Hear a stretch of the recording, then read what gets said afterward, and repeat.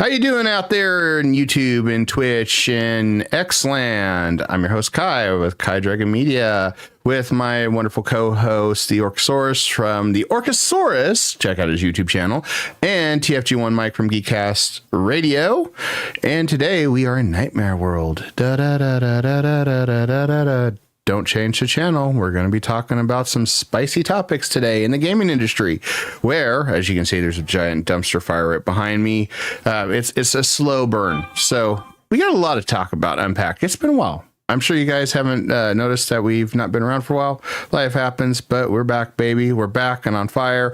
And smash that like button if you like the video, a stream, all that, or dislike it if you want to. But you know what? Let's jump right into this. So, first of all, they want to raise all games to $100. I had a little video out there not too long ago, and I saw on X the other day that GTA 6 now may cost even beyond $100.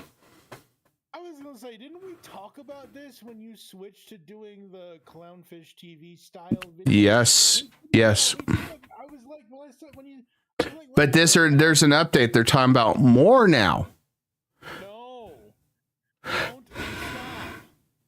The only way I would pay for, and look, I've been waiting for GTA 6 since GTA 5 came out, honestly, because I wasn't that big of a fan of GTA 5.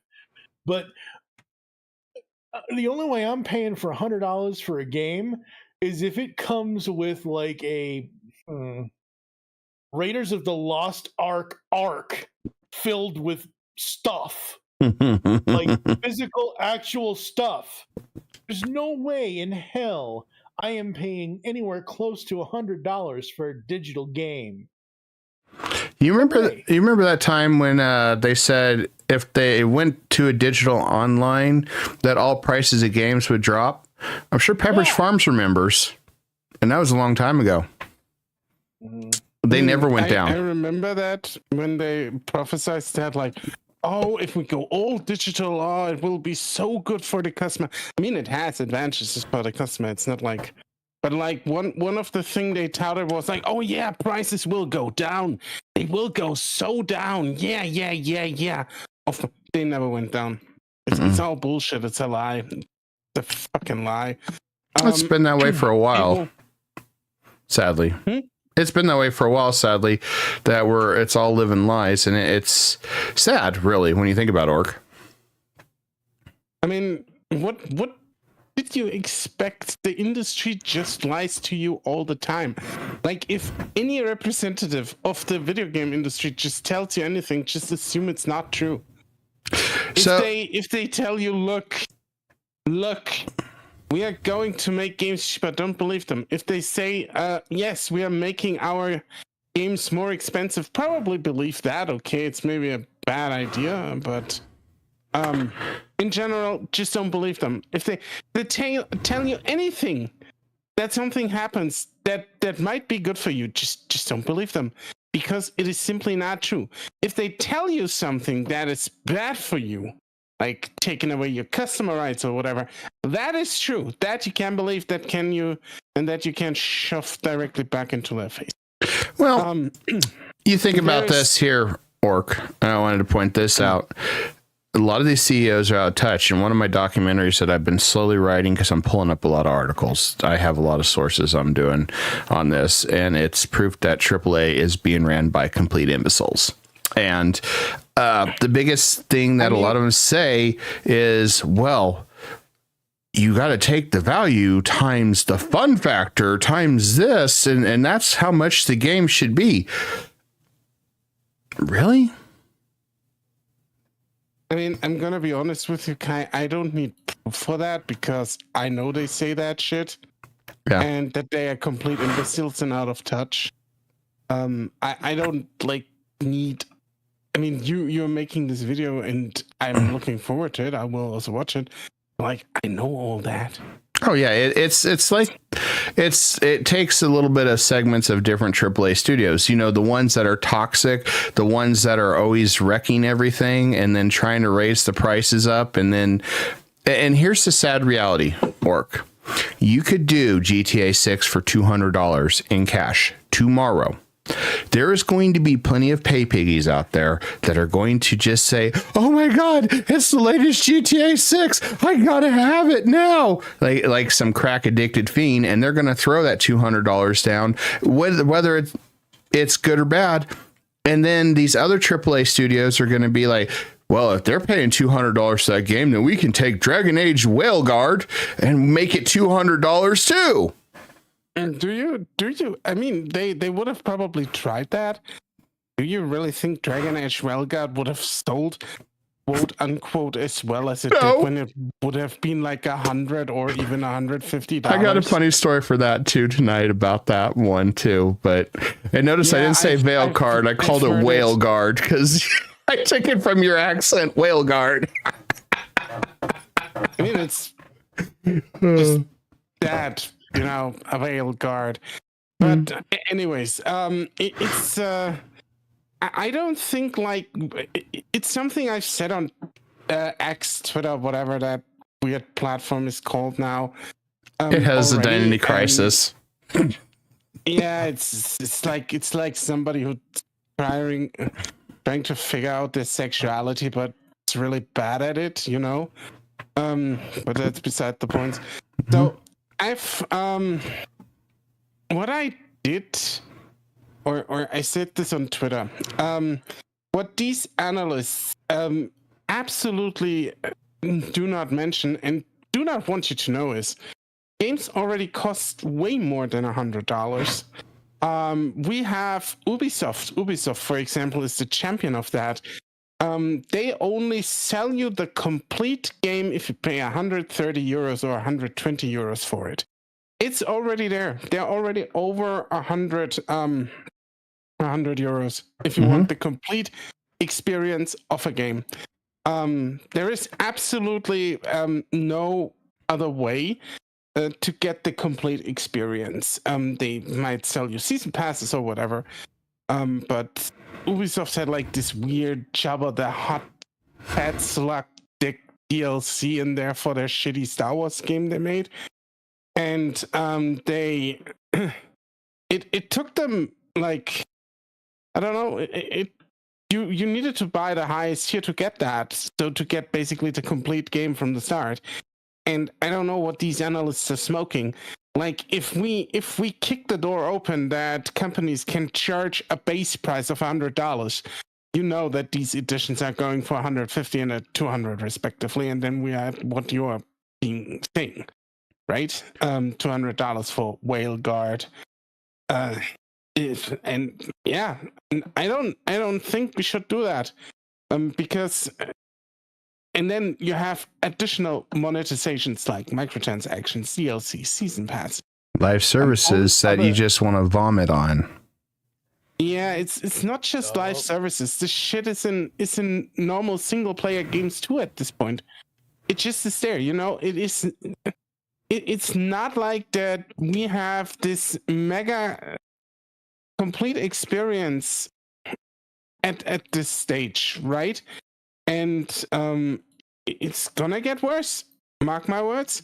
The moment we allow this, the moment we let these people charge all that money, it's gonna suck. Like we are going to get like raked over the coals for our money at that point. And this is something we should never allow them.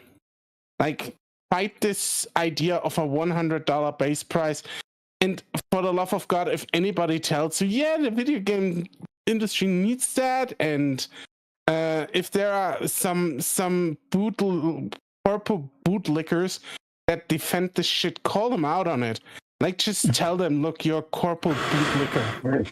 Like, you suck the dick of $1 billion company that doesn't care about you. Well, how pathetic are you? The problem is and this is where I'm going to say this. Even if GTA 6 was good and you didn't like the price of it, which I have no qualms that it might be good because of the online factor on it. But here's the thing with this. You're setting a bad precedence for all these other game companies to come in there. And of course, you're always going to have the the ones that jump in right away because, oh my God, it's GTA 6. Oh my God, it's Battlefield 7000. Oh my God, it's Call of Duty, the shit-tastic battle or something. You're going to have all these guys that are always going to jump in on those. You can't stop that. That's the thing. Those ones are going to buy it no matter what. They literally may as well have these AAA game publishers tattooed on their ass at this point. That's of course, but that's where we start to name and shame, right? That's where we say, look, enough is enough, and call these people out on their bullshit. Of course, they can do with their money what they want, right? Yeah. I can also criticize them for doing what they do with their money because I feel like doing it. And by the way, this isn't 1 second, Mike. You can get your say in a second. And by the way, this isn't even too far off in the future because have you seen how much the Metal Gear Solid 3 remake goes for? Konami wants 80 of your dollars for a remake. For a remake, yeah, and it wasn't that great a remake. As a base price. As a base price, yes. They want $80. The best game. Yep. Like, remake or not, Metal Gear Solid 3 Snake Eater is not the best game in the franchise. Period. You go the fuck out of that room right now, Mike. Oh, what a thrill and darkness, and that's a great song. Yes, that is a great song. Mike, you do not fucking talk to me about Metal Gear Solid 3 in that tone. Don't make me and Orcs start a duo of singing Snake Eater live. We will, damn it. Yeah, and you'll get demonetized so fast and copyright strike. Actually, that one I'm surprised because there's a lot of people that sing that one. And so I don't know. My point is that Snake Eater, it's okay. It's a good game. But it's not the best game out of the franchise. We are not here to discuss the quality of this game. You do not want to go with me over that. You know, you're digging yourself a trench here, Mike, and it's not a good trench. It's where we start throwing shit. Metal Gear Solid 2. I will not fight over a lot of things, but I will fight over Metal Gear Solid 3, over Warcraft 3, and over Devil May Cry 3. Well, Warcraft 3 wasn't that the No, Mike. No, we're not doing this. What? You can just say now. Go back to topic, Mike. We stay on topic. What was the topic again? I don't remember. Metal Gear Solid 2 is far superior. Anyway, no, it's not. Yes, it is. Anyway. No, it's not. Here's the thing, okay? You have a bad taste in video games and you hand in that gamer card right the fuck now. Damn, somebody's getting called out here tonight. Holy crap. Here's the thing. By the way, I will say Metal Gear 2 with Raiden sucked. I wanted only Mike Hader in it with Solid Snake David Hayter. Yeah. Stop. David Hayter. Yeah. I said it wrong. Anyway, so here's the thing with GTA 6. Number one, if my potato of a PC could handle the base of that game, I would be there day one because I'm excited because I like the Grand Theft Auto series. I love Grand Theft Auto 4. I just pulled up a Facebook memory from today. It's been 3 years since I've been able to play Grand Theft Auto 4 on this old ass PC of mine. But it's one of those things where we need to speak with our money, and we need to tell these publishers, like, look, I want, and we've talked about this many times, the three of us on this show, and Kai and I and other guests have talked about it on the Dragon's Lair on Wednesdays. We want complete games. If you want to charge us $60 a game, fine. That game better be complete. It better have a complete story from beginning to end. If you want to add DLC later, that's fine, but a complete game, day one purchase, should have a complete story. End of story. So I want to put this out there. My comments on that video from when we did that off topic one, and some comments that we had on X and a few other things. Everybody said the same thing. I would have no problem paying $100 for a video game if A, it had no bugs, B, it was complete, no DLCs, no extra microtransactions, and C, no live services. Straight out of the box, you plug it in, no patches, no nothing. You play it, and you're done. And you own it. That I can agree with. No going on to Ubisoft servers, no, I can pull it right out of the box and play it. That's what that's what the consensus I've heard a lot of people say. And that I can agree with, except unfortunately, sadly, that's not the world we live in. No, but here's the nice thing about it. Most of us have a backlog of games that we haven't played, whether it's indie or some of the other AAA studios. Like I haven't finished Baldur's Gate 3. I could easily take that a whole year playing that. Or I went back to Europa Universalis 4 as far as like streaming goes, because people enjoy watching that stuff. And guess what?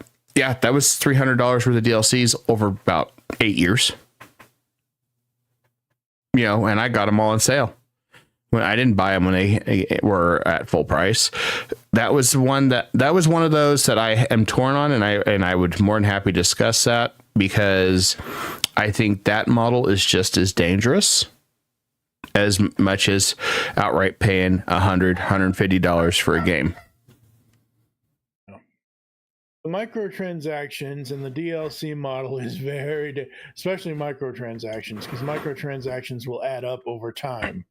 Because it's like, we want you want to get this in order to beat this level, spend this much. Oh, well, you spent that much. We're going to give you these 2 gifts. You spend another $8, we're going to give you these 2 gifts. And that leads to one of our articles tonight. I am going to get to Ivan's comments, though, here first before we jump into this. Sure. Okay, so the first thing that Ivan says, I mean, there is real game dev left these game studios and start their own. I hope they don't repeat the same mistakes as AAA companies. I hope not either. And then Ivan continues to say, China or Tencent is just waiting on those AAA companies to fall and get in, buy the stock, and take control fully. Yeah.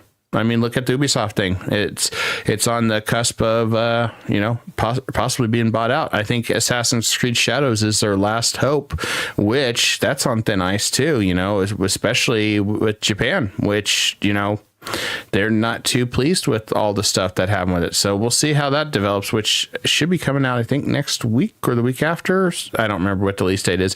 So I'm waiting to see what that dumpster fire is going to be like. I mean, that'd be interesting. And Ivan says, I wish a new game was like 45 to 50 back in 2008, like Halo 3, and also fun. That's the thing. Games were fun back then. I mean, there's some games that are fun today, but most of the ones I find fun are indie games. And they're $20, $30, and you get a lot of entertainment value with them. Sometimes you get way more of it than you do AAA. AAA may have maybe 5-6 hours gameplay, sometimes maybe 15, and then it's done. There's no replayability, or there's an online mode. Whoop-de-fucking-do. Some people don't want to sit there and play online or PvP online. Some people just want to play their game. And Ivan says, game price is sure screwing customers, running us over and over again in test and wonder, or trying our limited. Not surprised they will pirate video games is overpriced like back in the days, early 2000s. Yeah, you're going to see a lot more piracy. I mean, that's just the bottom line. It's sad, but that's the reality of it. And with everything going up, that's the problem with a lot of this stuff. Your food prices, your energy prices, everything's going up. I get it costs more to make games. You're paying more wages to these programmers. You're wanting the CEO to have his next multi-billion-dollar yacht out at sea.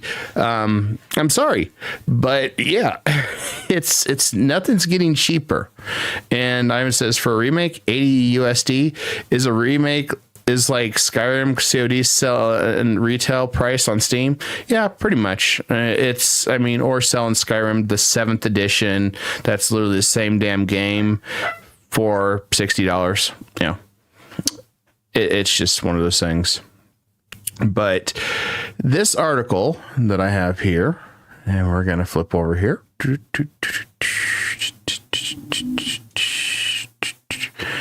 All right. So this article here kind of made my head spin a little bit. This is GameSpot. GTA 6 costing 100 could reward players too, analysts argue. So this Weedbush Securities with Michael Patcher believes bundling the new game with online currency can push the price in a new territory. Kai, I'm sorry. We can't just cut this off. Michael Pachter is a full-on fucking idiot who once said that real-time strategy games are kind of slow and turn-based. We can't just cut this off here. I'm not discussing Michael Pachter, and no. So I'm just gonna cover this. Just a couple. The Weedbush Industries thinks that Take-Two will sell GTA 6 at 100 price, which is unheard of. The game's going to offer consumers incentive to pay more than $100 per unit by rewarding them with a large amount of in-game currency to spend on GTA Online. So literally what they're doing is saying, hey, get mom and dad's credit card ready, guys. You want that $1 million in cash in GTA 6 Online? Guess what? You can go ahead and buy that. Maybe it'd be $125, $150. And I saw that, and I just started laughing my ass off. And that's where it led to me thinking, this is part of the problem we've got in the gaming industry. And I just like, here we go again. I don't already have brain damage. This just gave me brain damage. Here's the thing with it. And yes, Orc, I was only going to cover a brief second of it or two, but because I don't really want to dive too deep, and it's literally saying the same thing that, oh, hey, yeah, this is a great win for consumers. Yeah. No, not really. What's a great win for consumers is let me just buy the damn game, play the game, and not have all this other bullshit attached to it. A great win for consumers would be if we get people like Michael Pachter out of the gaming industry, like pulling them out on their boots and throwing them off a roof. Whoa! In Minecraft.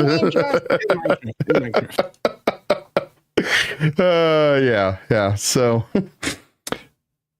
and there's another one here, and I'll get to Ramcross's thing in a second. I'm gonna pull this up. This one is. Ram, what are you doing in there? Yeah. Holy crap! It's Ramcross. Where you been? All right, so the next one. GTA's rumored 100 price tag sparks debates among gamers and analysis. Would you pay 100? So they wrote this one. So they're about 3 weeks late on this. It was pretty funny. And they're talking about basically there's a big discussion. And once again, all these game journalists are bringing in Michael Pachter from Wedbush Securities, which just makes me go, what the hell? What the hell is Wedbush Securities? Probably some hedge fund company. It's Wedbush Securities. It's a wet bush that has a diaphragm inside. Oh, so Jenna, no. Yeah. No. So here's what I'll cover in this, and that's it. Patcher wrote all about the benefits of integrating the online experience with premium game, highlighting how Activision did this both with Call of Duty Warzone and Call of Duty Mobile content prior to release of its annual Call of Duty main entry, which led to a 40% increase of sales in Call of Duty. He believes integrating GTA Online in 6 and offering in-game currency could justify the price point. These guys need to just stop with this online currency and stuff. And yes, Ram, we're back. We are back. This was actually going to be a surprise. I didn't want anybody to know until we actually went live that yes, the Terrible Trio is back today. And also the Dragon's Lair will be back on Wednesdays again too. So there's that too. Hey, like I say, it took a while. I healed up. Leg's doing well. I don't have to get it cut off. I'm doing way better. So, hey, lost a lot of weight. Oh, yes. I'm feeling way better. Yay, way better. I'm sorry. I'm looking into this. It's a what does a financial institution have to do anything with mother video games. Same reason BlackRock has investments in video games too. You knew that, right, Mike? BlackRock has their own stake in most of these video games too. I know that, but like, what did? I love this guy. He's breaking over here. 1955. I mean, What the hell? like Michael Pachter and Brett Bush Securities, yeah? Go back to fucking game trailers times. Do you remember game trailers? Michael Pachter had his own fucking show on that website. Yeah. How is that a surprise to anyone? I mean, okay, probably it is, and I probably am being an ass about it, but are you though? Are you though, really? No, but I will never get over the line that strategy game, real-time strategy games are kind of slow and turn-based. I will never get over that line. And he said that. He said that in yeah, he's obviously confused. Never get over. I will never get over this line in my entire life. It is the fucking dumbest line of all time. It really is, because was he thinking that it was like Europa, which is grand strategy, that can be slow? I mean, no, there's a difference. He doesn't have a clue what he's talking about. He might be a really, really able analyst and be really good at what he does, but like, he doesn't know shit about fucking video games. He is really bad. Because that's the question I have for you is, was he playing the Paradox game, which isn't real-time strategy? Let's just be real on that. I mean, they showed a real-time strategy game. I forgot which one it was. It was about the topic. He had like a show and people could ask him questions. And somebody asked, why are real-time strategy games not successful anymore? Which was already a stupid question, because they were still successful at that point. It's not like this genre ever died out, you know? And then he was like, oh yeah, they are not successful because they're slow, kind of turn-based, and not really competitive, because everybody takes turns and it takes time. And was he around for Warcraft 2 and StarCraft tournaments and Warcraft 3 tournaments? Back when I was still playing those were competitions. That was competition. There was $50,000 worth of cash prizes at one point for Warcraft 3. It was something that everybody looked forward to back in the day. Holy shit! Why are you telling me that? I'm telling you that because I'm calling this guy an absolute idiot, because he actually has no clue what an RTS is. You have to have fast finger motions on the keyboard and everything. You have your micro, you had to have over, what was it? I think to be really, really good at that, about 160 clicks a second on that crap. I mean, or a minute or some crap. I don't remember what the actual ratio is, but I remember that because the Wetbush security analyst said they're kind of slow and turn-based. Yeah, he should probably have watched all these tournaments. There was no slow pace about it. He doesn't have time. He's a hotshot Wetbush security analyst. Yeah, I know he's a diaphragm. I know he's a hotshot financial analysis, but he should probably talk about what he's actually talking about. He's busy sitting in his fucking office in San Diego watching the beach while he shoves up that diaphragm in his ass. Yes, but that's the thing. Why is the game journalists or urinalists, depending on whatever you want to call them, promoting this guy if he obviously has no touch of reality for gaming? If he has no idea, why is media holding this guy up like he is the next coming? Can you answer that? Because he's the only one who he got. What was his legacy again? Oh yeah, right. He almost on point predicted the sales of Spider-Man 2 for the PS2, I think. he did that on point. He said like it's gonna sell 1.2 million copies, and like almost just a few copies short, it sold 1.2 million copies, and that somehow qualified him to be a total fucking expert on video games, and game trailers took him on. And since then, he's never going to leave this industry because it gives him money. This is one of his things. Anybody could have predicted it sold 1.2. It was Spider-Man back in PlayStation. Everybody loves Spider-Man. Again, he was already a financial analyst at the time, and that's Wow. I don't understand why. Everyone thought he was amazing at his job, which he isn't, because he doesn't understand what he's talking about. He might be a really good analyst, but like the topic he's talking about, like So here's the problem. First of all, I understand why every industry needs financial analysts. That's fine. However, you do not. Financial analysts are the background of every industry. In my personal opinion, they are the background. They are the backbone. They are the money people. You don't have the money people in front of the camera. You don't have the money people trying to tell you what the games are. You have the promotional people. You have the marketing people. You have the people doing the stuff. You have the designers, the developers, those people telling you about the actual games.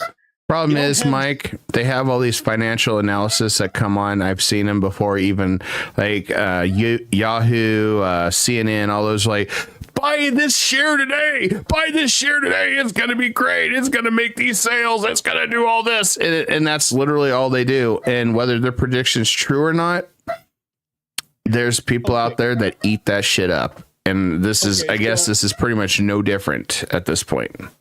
Let's go back 10 years, because Spider-Man was released in 2015, right? The original PS Spider-Man game was 2015. No, that's even further back. It's way back.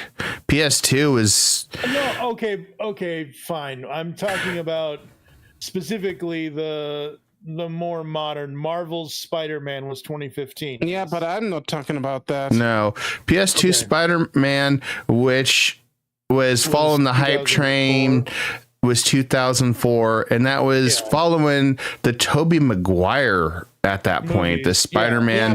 Yeah, but I said Spider-Man 2, not 1. Okay, fine. Spider-Man 2. I'm looking at Spider-Man 2. Yep, Spider-Man 2. Okay. So here's the thing, like, what... I'm assuming that game was rated T for teen. I'm assuming. Yeah, I will confirm right now for you. I'm fact checking. I'm going to still assume that it was rated T for teen, because usually that's what those games are rated most of the time. What teenager is buying stock in Spider-Man 2 in 2004? Like, what teenager is going after... Yeah, okay. What teenager is going after financial tips in 2004? This is why I wanted to compare it to Marvel's Spider-Man 10 years ago, because 10 years ago, most of us adults were buying Spider-Man, Sony Marvel Spider-Man that came out 10 years ago, because we would be buying the stock, because we're all adults at that point. Mm-hmm. Like no teenager in 2004 is buying stock in Spider-Man 2. No. So why would the financial analysts need to be front and center to talk about something that they don't need to talk about? They shouldn't be. End of story. No, and it was literally, so that Spider-Man 2, 2004, was literally following the hype train of Spider-Man 2. That was probably one of the best damn Marvel movies ever freaking made back then. Absolutely. So yeah, of course people are going to get it. And it was not online. It was your usual single player franchise, just like playing Super Mario and all that stuff back in the day. So yes, you were going to have people buying it. Yes, it was going to sell a lot no matter what. That was one of the best Spider-Man movies. Doc Ock was amazing. I remember how popular that movie was. Yeah, no shit, that was going to sell a lot. There's no way you could say, oh, it isn't going to sell a lot. You can see the performance. You can even see the success of Spider-Man 1, which did well. Oh. And they did a lot of groundbreaking innovation back then in PS2 for those games. I think that was the first one that was more open world, if I remember right. It was fully open world, not just more open world. It was fully open world. Yeah, Open world wasn't really like anything amazing already back then because the concept already existed. Mm-hmm. But what that game really did well, because I actually played it, I had it, I do remember, and it was the first game where the swinging around in New York actually felt really good. Yeah, absolutely. All right, And that's what they did very right. And it also had good critical reviews. It wasn't just shitty tie-in, it was an actually good tie-in with the movie. Absolutely. So some quick numbers here for the movies specifically, and we've just said, of course, they were going to make money. The first Spider-Man movie from 2002 had a budget of $139 million. It made $825.8 million.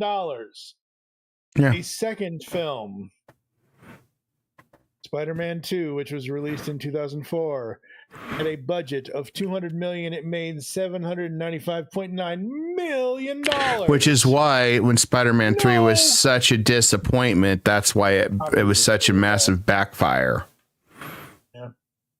That's why this financial analysis is building on the hype of a freaking movie and the hype of the original game. So he really doesn't have any idea about games at all. No, he doesn't at all. And the crazy thing is, the funny thing is that I don't know if this is adjusted for inflation, but the budget on Spidey 3 was $258 million.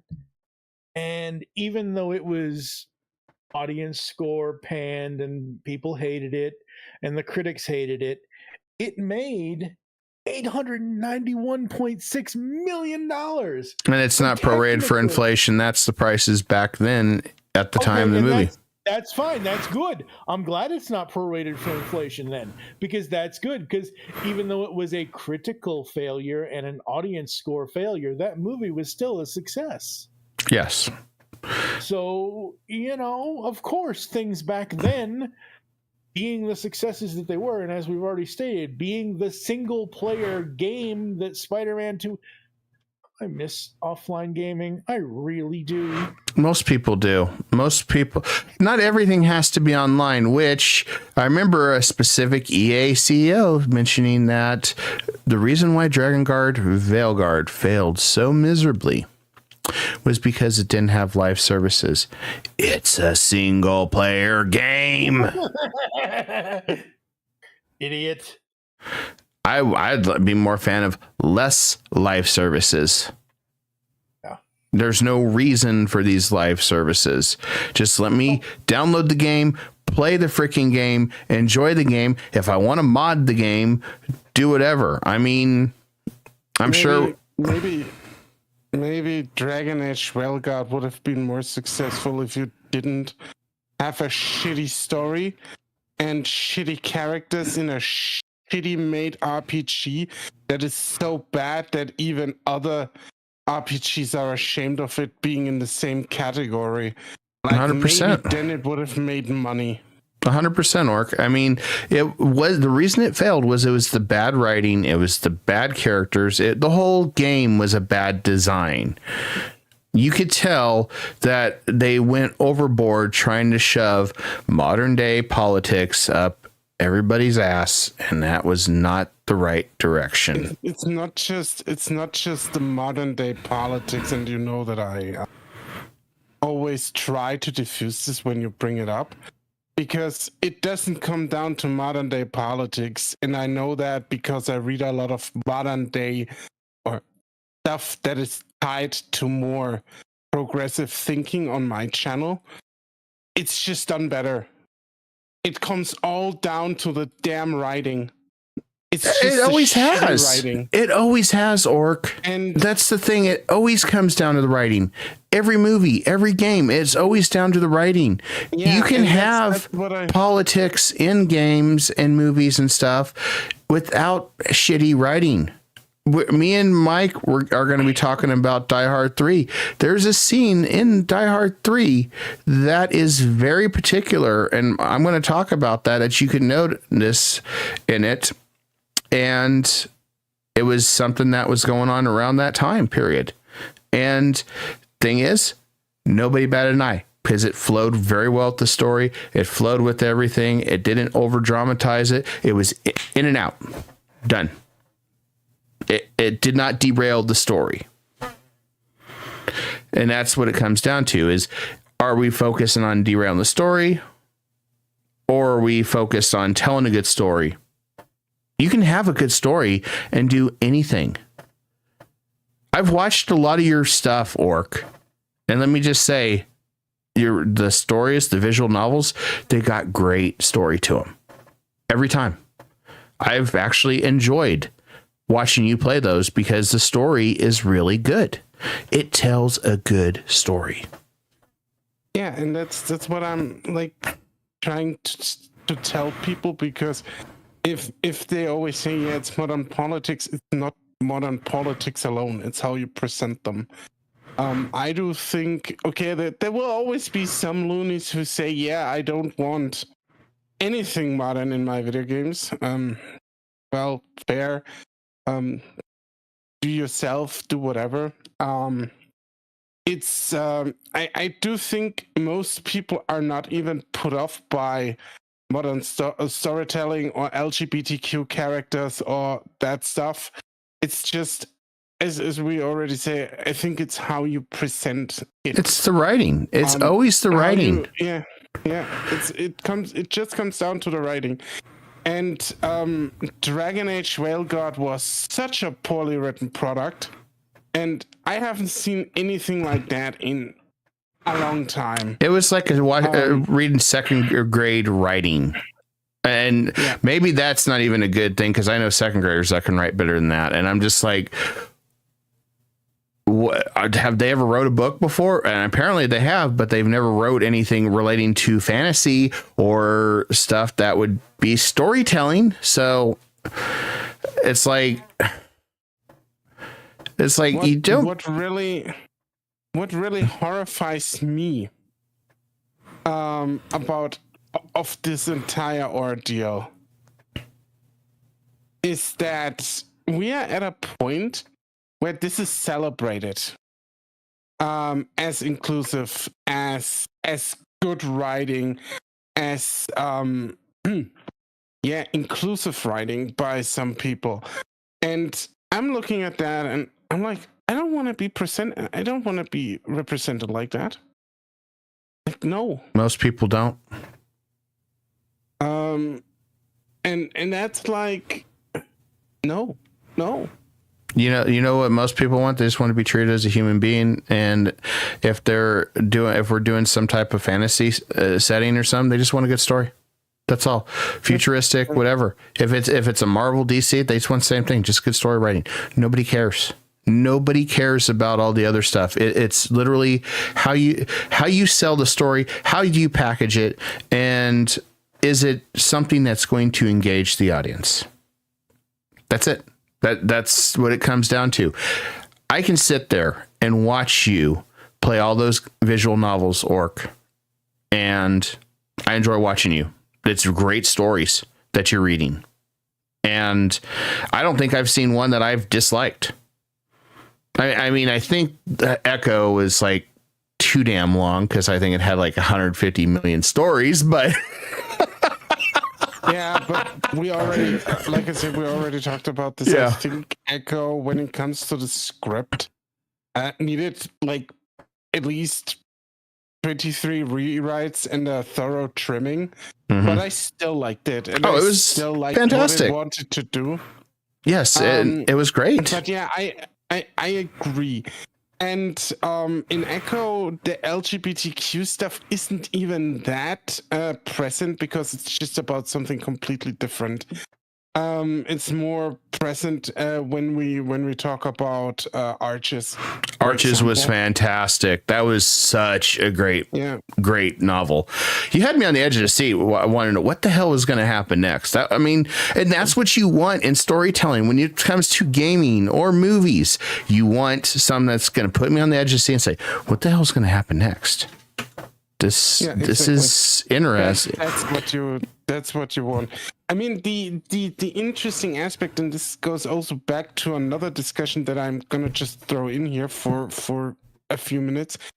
I do think Dragon Age Veilguard also did change the design of the world a lot, because Dragon Age was always dark fantasy. It set out dark fantasy, and they completely Disneyfied it.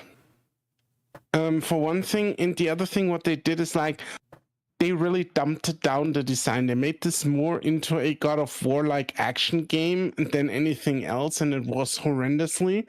It played horrendously, and it was not a good RPG.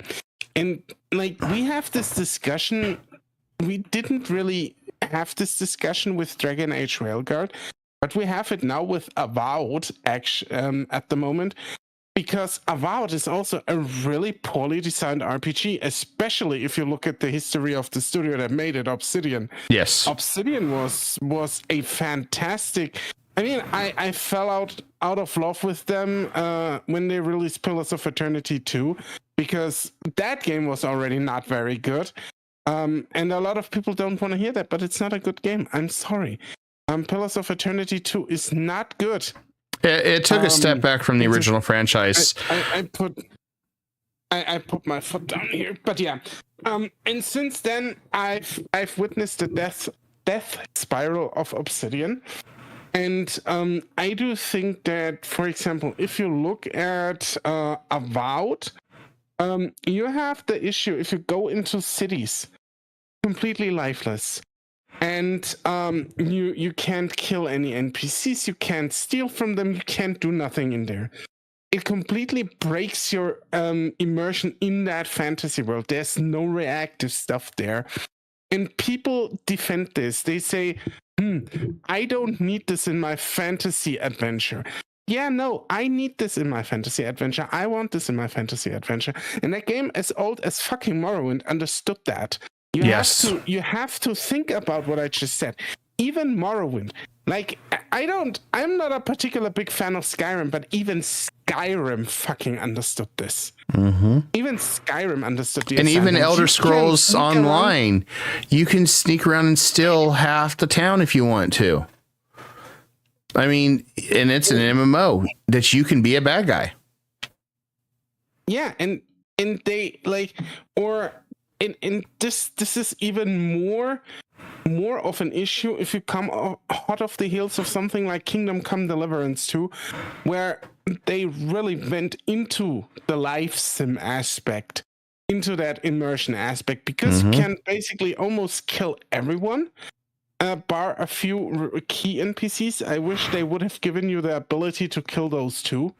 And you can basically steal it from everyone. Even Starfield, which had areas where you could be bad and steal, but the problem with Starfield was it's scripted to protect too many things. Like I remember, for example, there's a scene where your ship gets captured and you're boarded on this big capital ship and you're a prisoner and you agree to go meet the captain and you get your equipment back, and these guards are talking shit. I slaughtered the guards, and then they're all still shooting, and we just take them all out, go to the elevator, go up. I go up there, I take out everybody. You know, it was probably a 20-minute battle, took out all the guards, took out everything. I took down the captain, took down the lieutenant, I think, all that. They were protected. You couldn't do anything. So I tried to steal the ship. It was like, well, hell with it. I'm going to take the ship. Oh, we can't do that either. There was just no substance to it. I was like, well, I was trying to actually be a villain. It's like, okay, this character is supposed to be some badass villain. Hey, I'll just go in there and Darth Vader the hell out of everybody and steal the ship. And that's something that I miss in RPGs like Morrowind or Skyrim even, you know. I miss that you could do that. Now, granted, there's consequences for your actions, but that makes for a good story too.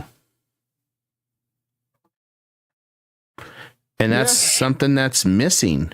And that's the thing, like Forsaken with Square Enix and stuff.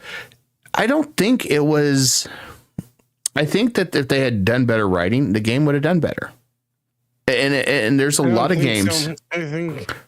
I think Forsaken's gameplay was also pretty. It was bad, but sometimes you can excuse it with a good story too. I mean, look at Dragon Age. Like I couldn't see how they could save this fucking thing. Right? Even Final Fantasy 16. You probably could, but you could better writing. Final Fantasy 16 was it has good writing, yeah, sure, but I really despised the gameplay on that one. It was bad. Like it was just a fucking boss rush mode. It's really not good. But they don't think things through, and that's the big problem. And that's what we've been running into. It's mostly been predominantly story, but there is some moments for gameplay. Like Dragon Age Veilguard had a problem with its gameplay too. The gameplay was very mediocre at best. It wasn't really. That story on Snake Eater was mediocre at best. Nobody cared where Big Boss came from. Oh my! You're probably the lamest person in the room right now. Seriously, dude. Like, just you're so funny.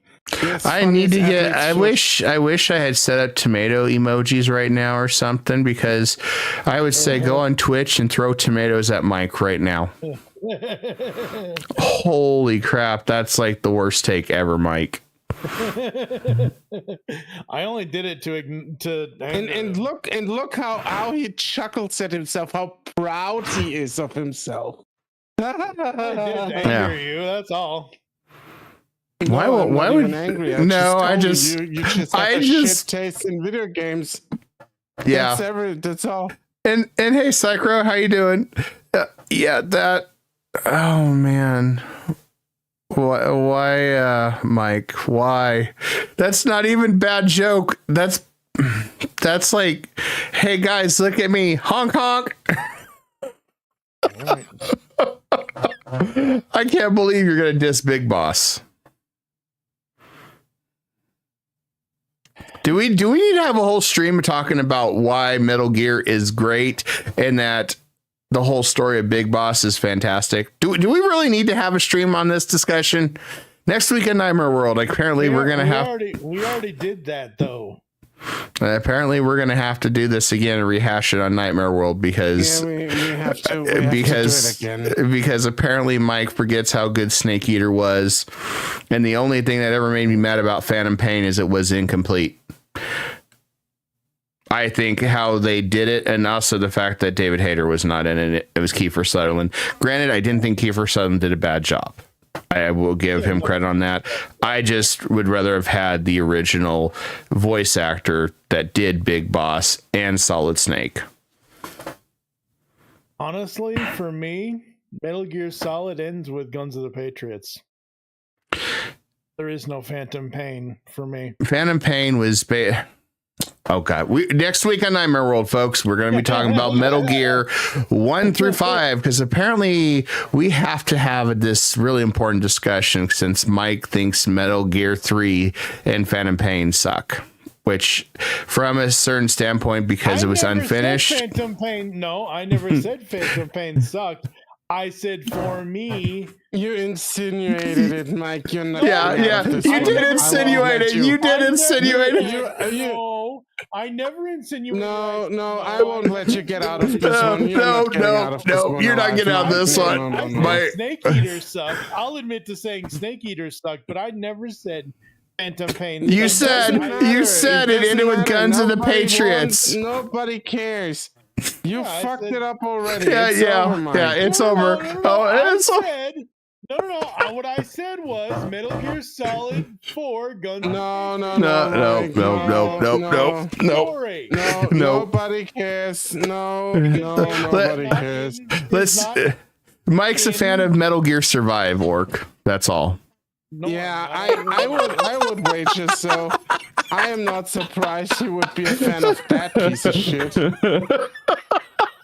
Nope, I'm not.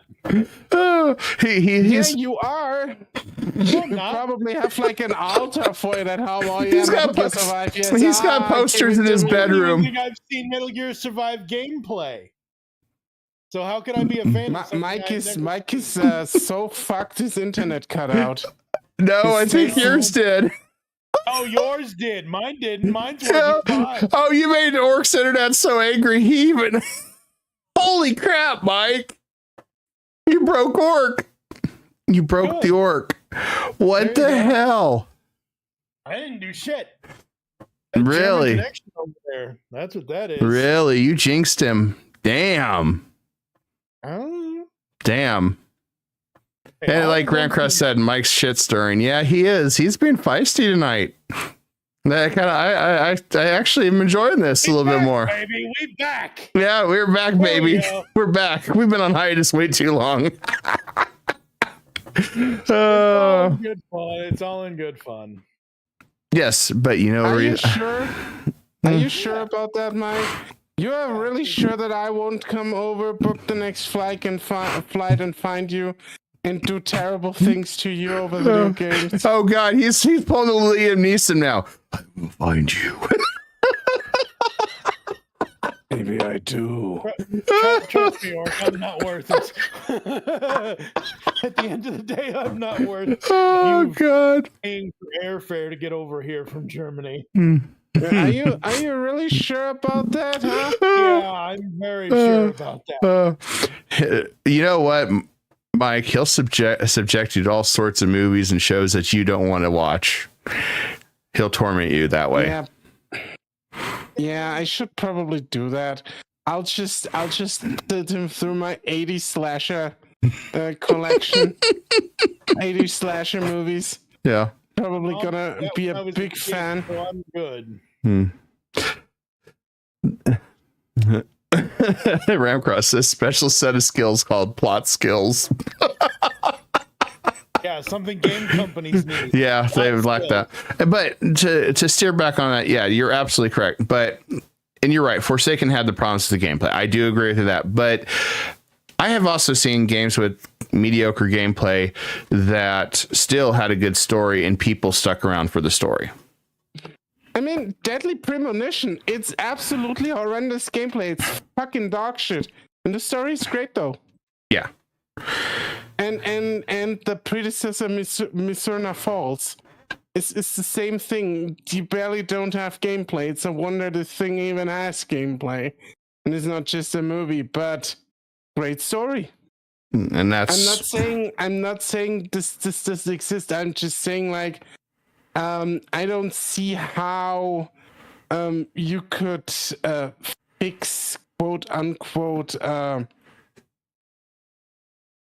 Forsaken, because I don't think the setup or anything really is all that interesting that you could make it better. I say the in same terms with of its Dragon story. Age too, though. The story and gameplay alike, they both sucked. Yeah, I mean, Yeah, I will agree with you. but the thing with it is, and this is what I was getting at, if it had a better story, it might have still kept people in. The story checked everybody out. I mean, a lot of people that were playing Dragon Age loved one. Some people like two. Two's debatable. Some people liked Inquisition.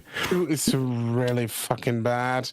Yeah. Like, I will not go. Like, the Dragon Age franchise has never been great apart from one. Yeah. It lost the was mark. It was really not good. Inquisition is the debatable part, which a lot of people liked. I didn't. But yeah, I'm also a weirdo. And then 4 now, which nobody liked apart from people who just suck corporate dick. That's like, yeah. So would you imagine if I were to pull this up, that because it failed so bad, Dragon Age Veilguard is coming to PlayStation Plus for free? I've heard that. I've heard that. It's fucking. I was saving this. Fucking great. Yeah. Imagine blowing $70 fucking dollars on this piece of shit. And then, like 4 months later, we are putting this shit for free on PS Plus, Yeah. Business is business. Get fucked, consumer. Get excited for next product, consume next product. Yeah. This just is consume. exactly what happened here. And the best part is the CEO at EA is still believing this game failed because it didn't have live services. Yeah, of course he does. He has to tell everything. I mean, you know what should be mandatory? CEOs, CFOs, COOs, all of them should have to play through the product from start to finish. 100%. If they don't, why the hell are they there? Yeah, experience the game all the way through. Exactly. I mean, I don't. I think that he would have said it would have been. He wouldn't have been saying that if he'd actually experienced the game and understood how awful it was from A to Z.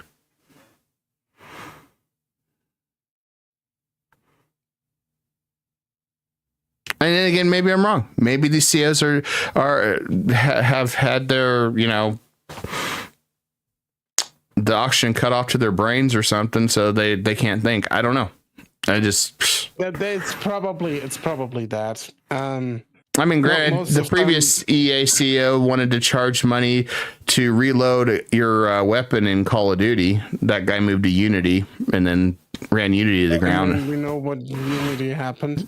Yeah. So but I mean, it is just what I wouldn't even. I'm gonna be honest. I wouldn't even take this talk so seriously from Andrew Wilson that he says to his shareholders essentially, this game failed because it wasn't a live service. We all hate EA, and EA doesn't do particularly well at the moment. Even their franchise, flagship franchise, Football Club, because they can't call it FIFA anymore. Because FIFA went off on doing some NFT bullshit. I just have to call them and ask them how that's going, I guess. Yeah. I thought you were talking about the other one. John Madden, he thought it was Madden football was changed. Nah. I'm sure that they're paying the family a crap ton of money to keep his name around. EA Sports, it's no longer in the game. Yeah, I remember when it said challenge is everything. Well, challenge to make a good product's everything, apparently. Yeah. I don't think he just talks to his shareholders like that, so he can basically say, we did an experiment, it wasn't a live service. We're never gonna do that ever again because live service and stuff. But the thing about it, when you think about it in the long scheme of things, EA is kind of a shell of itself. I mean, they've kind of, other than Veilguard, they have stayed pretty much hidden lately. They keep out of most media nowadays. Ubisoft's the one that seems to be the one that's taken the full heat. In fact, but I don't think that the disdain for EA has really died down a lot. Oh, it hasn't. But this cracks me up here, Orc. Japanese politicians call a national idea to condemn Ubisoft and Assassin's Creed Shadow over inability game to destroy real world Shinto shrine. They just I like bit on that one. Holy shit! I was like, oh no. And the problem with it is it all started, and I just wanted to cover this one briefly about any comment. It pretty much started when they started rewriting history with their supposed historian that they got all this information from, and they kept insulting Japanese history and culture nonstop with this. Whoever gave them this history lesson, well, they should probably lose their history teaching or whatever, because they're not a historian. And what I thought. thought was interesting. It's all fine and well and all established, but like this is like fucking stupid over the Shinto shrines, honestly. The Japanese government needs to pipe down on that one, or whoever that guy is, because it's effectively the same as, like, I don't know, Christian fundamentalists going after video games and saying, look, you can't blow up shrines in those video games. Please, Donald Trumpo, please help us daddy to ban these evil video games. The same fucking stupid shit. Well, you're not wrong there. I'm just saying that I saw that article and kind of laughed because I was like, man, Ubisoft and Assassin's Creed Shadows just keep the hits going. Here's the thing with it, Orc, and this is my thought. The only reason why it's made so much attention and this politician got involved in it is because of literally every attempt Assassin's Creed has to basically claim, oh yeah, this is accurate historical information, and then they insult them. And then they did the whole thing with the Tory Gate with the toy, which they obviously had no idea what the representation that meant, which was another insult. And every step of the way, Ubisoft has not done a good job with their PR and knowing what to do and what not to do. I mean, I have no idea. It's Ubisoft. What did you expect? Well, and that's why they're bleeding money. And I'm very curious to see how well this game will perform and if it's going to make good money or not. The fun thing is, if you want a samurai game set in medieval Japan or feudal Japan, there's actually one coming out by a Japanese developer. Just next week. It's called Rise of Ronin. So if you want that, is it PC? Tsushima kick again, I would just say pick that up instead of. Is it PC, Orc? Yeah, it comes out on PC. It has been already out on PlayStation 5 as an exclusive, and they release it now on PC. Oh, this looks badass. Yeah, I just looking at the pictures of it. You know, the one I liked was Way of the Samurai 1, 2, and 3. Yeah, they are great too. They really did great. Or go back and play these kind of games. You know, I'm just saying you don't have to pick up Assassin's Creed Shadows. You do not have to think this is your only option. Hell, alternatives. Try Rise of Ronin if you haven't. Remember the old PlayStation Sony games, Tenchu, Stealth Assassins? Those games were great. I love those games. Yeah. Sony owns that brand now because they own FromSoft. And I hope Sony tells FromSoft to just make one of those again, instead of going constantly down into the Dark Souls mines. Yeah. I mean, it makes money and I understand it, but I mean, we got an Armored Core. Can we get please another Tenchu? I would love to see a really good Tenchu come out, not just for PlayStation, for PC as well, because I missed those games. Those were great. I loved playing those games. And you know, and the thing is, it was so much fun having, you know, it makes you feel like you're actually truly playing a ninja, you know, hiding in the shadows and sneaking around. It was great. And the tools you had. I loved those games. Yeah. And I, you know, and that's where I also started playing Way of the Samurai. It was about that time those came out too. And then, you know, that franchise kind of fizzled. I don't think they marketed it too well, but it was a fun game for what it was. I mean, it was kind of a low budget company, but it was still a fun game. But our final topic, this one is interesting. Wait. I just want to bring one thing up really, really quickly. Okay. As of May 14th or May 5th, I think it's May 5th of 2025, we must all say a prayer in memory for Skype, because Microsoft, as of May 5th, 2025, will finally kill off Skype after they bought it in 2014. What does that have to do with anything right now, Mike? Because it's an online thing and it was news and it made a lot of... I wouldn't be a podcaster today without Skype. That's how I started 15 years ago, 16 years ago. Skype was a really handy tool. We used it at work a lot too. Yeah, and unfortunately, Microsoft bought it. They shelved it. They started their whole new Teams thing, which is a hot garbage. It's hot garbage.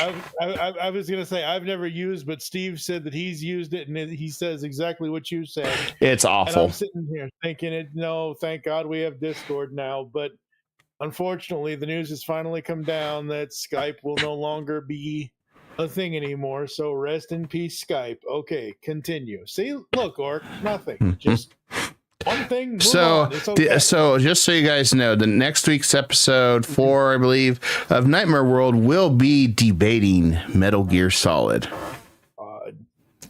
So just so you guys know, we are covering that because we need to give Mike a history lesson of why Snake Eater and Phantom Pain were important. Also in Heaven Walker. That was another one. Wait, what? What the fuck is Heaven Walker? Heaven Walker, Heaven Waker. Let me... Shit. Yeah, you better get your research done because I'm going to do my research too. I know Snake Eater. Peace Walker, Peace Walker. Heaven's Divide was the song. That's... Jesus Christ, dude. Yeah. I was thinking... I haven't played it since 2010. Jesus Christ. Give me a break. I'm like, what the fuck is Heaven Walker? But did you just combine Metal Gear Solid with Legend of Zelda? No, I had a brain fart there because I could remember from 2010. Because Heaven's Divide was a fucking fantastic song in that. Okay. It was a great song. They did a great job with Peace Walker. But yeah, I think we're gonna have to talk about these because I know me and Orc have had our eyebrows twitch when you said Snake Eater sucked. Yep, we're gonna have to have this conversation. Yeah. Stupid PS3 controller. oh, my Orc. He's blaming it on a PlayStation 3 controller. That's right. Really? Yeah. Hey, look, I play video games one-handed, fuckers. Well, someday you'll feed from a tree frog. That's okay. Ew. All right, what's the final story? Anyway, let's see. All right, pulling this up. So this is something that a lot of people had suspected for a while. And the little backstory, a lot of the Square Enix game quality has been tanking for a while. And and a lot of people have been wondering why. And then this article kind of came out, which is what we all suspected. But now the Final Fantasy VII Rebirth director basically just came out and said it, which was interesting because I saw Square Enix just had a massive shakeup with their board of directors. It looks like Yoshida stepped down from being a board member. He's the one that saved Final Fantasy XIV, but he also was the producer behind Final Fantasy 16. So, and he's also the one that not too long ago we covered this topic. Yeah, we were talking about this. It was about how Square Enix was cracking down on commentary and people complaining about Final Fantasy 16, I guess because it was a hot mess. And so kind of going over this last piece here, we'll flip over to it. This one's in Bounding into Comics. And let's get this up here. Final Fantasy VII Rebirth Director says Japanese devs now create with global audience in mind from the very start. Confirms games subjected to thorough ethical reviews tailored to different regions. So we're going to sacrifice the story now. We're going to sacrifice what we originally do with the premise of a game. And we're going to have to tailor it now to every region to make sure that it's politically correct. So you're gonna sacrifice story for political correctness? Why are people gonna play this game? Yep. And he said, Ryoki Hamaguchi, the evolution of video games from a niche hobby into a worldwide industry has resulted in Japanese developers shifting their design priorities away from the sensibilities of local markets and towards those of a global audience. Hamaguchi, who is promoted his role as co-director of remake to director of the trilogy's remaining entries following original Final Fantasy VII, co-creator Tetsuya Nomura's decision to take a more relaxed position in the series, provided this insight into his home nation's approach to game development while speaking to the official Sony blog following Rebirth's recent Grand Award win in 2024 Japan Asia PlayStation. Asking by his host as to what factors do you consider when designing a game for a wide global audience, the Square Enix veteran opined, there are so many elements that go into game development, from the story to every little detail in the game's presentation. We conduct thorough ethical reviews tailored to different regions, taking the time and resources to ensure our work doesn't become a source of negativity for anyone is essentially in today's world. So literally, they lost their backbone. I understand people want to be sensitive to certain topics and things like that. We have to be sensitive to certain things around here when we do discuss these news topics and other things. And there are certain things that we don't discuss on here because, as we shouldn't, kind of things. But like, come on, create a story, tell the story. Like, create a story that is going to be a mass marketable story. Don't put something in your story that you know is going to offend somebody. And for those who get easily offended, sorry, not sorry, grow a fucking backbone. See, that's the problem. Everybody's afraid of offending somebody. I mean, and also, hey, Dad of Cringe. He says tits. Picture says it all there. That's why people are going to play. Oh, Sephiroth is a baddie. Oh, I've seen that blood. Not in the game though. That's the thing with it, is we've gotten into an age, and I remember growing up. I remember getting beat up in school for being a nerd. I remember being too smart. I remember all that stuff growing up. But you know, we all at least knew about sensibilities, and nothing really fazed a lot of us back then. I mean, yeah, some people snapped and back then, or you may have, you know, bullies getting beat up by the ones that are bullying, things like that in school. But as I grew up, I noticed that the sensitivity is way too high to literally everything. Now, for example, somebody could have been offended that Mike said what he said about Snake Eater. Me and Orc on here and just gave him shit about it because it was pretty damn funny. And exactly. We're going to have a discussion. Right. No. And did I get offended that you all gave me shit about it? No. I laughed and laughed and laughed. And I'm like, okay, fine. Let's talk about it. Let's do whatever. Like I've said before on here, and I've said it for the past 16, 17 years, opinions are like assholes. Everybody's got one. And Ramcross says it just fine there. Or just don't claim things are facts when they aren't. Create your own world or loosely based on the world.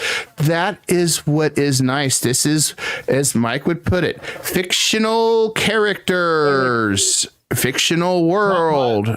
That's not my fictional characters is not my line. Yeah, but you've said it enough. You've said enough on it on your podcast and on the Dragon's Lair that we can say that. But here's the thing with it. Make a story. Don't worry about offending people. A story will tell something that you want to convey. That's what a story does. It may be Frodo's journey to toss the ring into the fires of Mount Doom. It may be a tale of Aragorn trying to take back the throne that he didn't want. There could be anything that's telling a story. And you may not like elements of it. Frodo in with the ring. How about that? And you may not like it, but you're storytelling. And that's the way it used to be. I mean, look how offensive Clerks 2 was. That movie. And show and all. And it was hilarious because it was comedy. It was meant to be offensive. It was meant to be funny when they're making fun of the trees in Lord of the Rings and Clerks 2 or the Donkey Show or any of that crap. Being offended is companies that are so worried about offending regions and having to test everything and change everything to avoid angering everybody. You jeopardize your writing. You jeopardize what is good about it, because what you think may offend somebody may not offend anybody at all. It's called paranoia. Yep.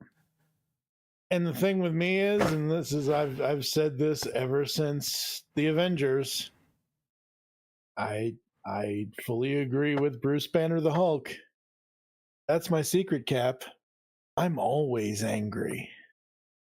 And Ramcross says, being offended is currency, simple as that. Datacrane says, we always talk about people needing a backbone and the world being more easily offended, but that is the internet's fault, and it is whitewashing the majority of the world, and a portion of that world also funds gaming companies. While I agree with the views of this chat being in a pragmatic mindset, it's so easily be uprooted by upsetting either side. That's the problem. So another thing that's going on right now, ever since the political landscape changed, that's probably the best words I'll use for that, this year, I've noticed that the quote unquote right side grifters started their own internal civil war. It literally became this stupidest thing, which one group says you can't have beautiful women and all this now because, you know, it's porn in games. And so there's this whole big fight going back and forth between all these grifters now, and they're trying to push some motive here and there, and they're trying to push for censorship. Yeah, I know, Dad, you know who it is, and I'm not gonna drop their name. I'm not, just say the name. Do you want me to say the name, guys? No, it's fine. Orc, are you muted? No, I'm here. Okay. I don't care. Drop the name or don't. So there's whatever you want. It's your show. Yeah, there's a whole debacle with the whole Melanie Mac stuff that went on through X, and it's covered Keno Casino and quartering and all this stuff. And it's like, guys, you guys are just all about censorship too. Just, this is the problem. There's no censorship or there's censorship. There's no in between. And acting like a bunch of idiots online about it. The big thing about it that comes down to it is then these game companies like Square Enix, oh my God, I'm afraid I'm going to offend somebody. Well, you're going to offend somebody along the way no matter what. Square Enix has been a dickless company for the longest time. That's my first comment on that. And that's also my only comment on that, because they have completely lost the plot. And Melanie Mac, more like Melanie on crack.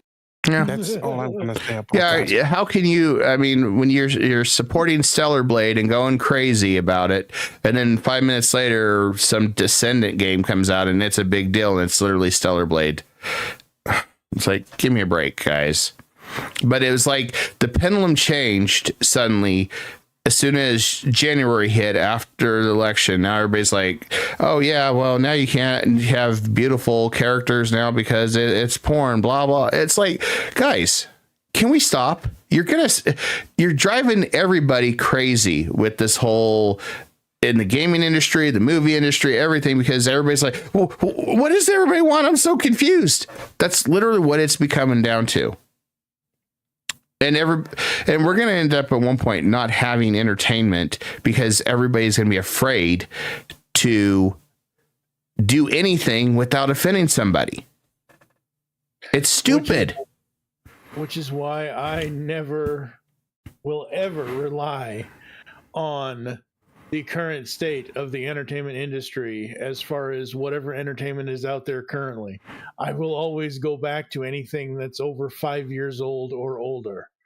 Because at least I know it's going to be there, and at least I know nobody's going to try to, I'm just going to say George Lucas it, but that's not really what they would try to do. But like, you know what I mean? At the current rate and how entertainment media is going, you might be surprised how much fucked up shit they are going to do, or how much they are trying to take it away from you. I mean, they haven't really tried it all that much yet, but it's coming. And me. Ramcross says, oh, go ahead, Orc. Yeah. Go ahead, Orc. It's going to be a really rude awakening about that topic, too.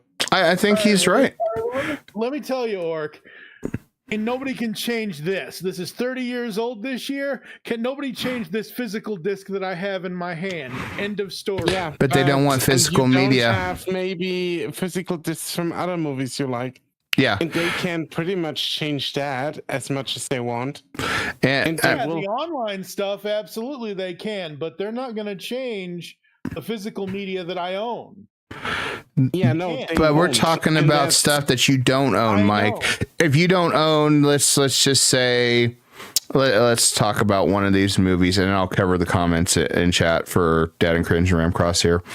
Well, let's just go with the one that is very controversial for its time, Blazing Saddles. If you didn't own the original copies of it, what's to stop Hollywood from changing it tomorrow? Yeah, no, absolutely. And sell it at the discs that aren't the original content. I mean, you're saying that you have physical media, you got it.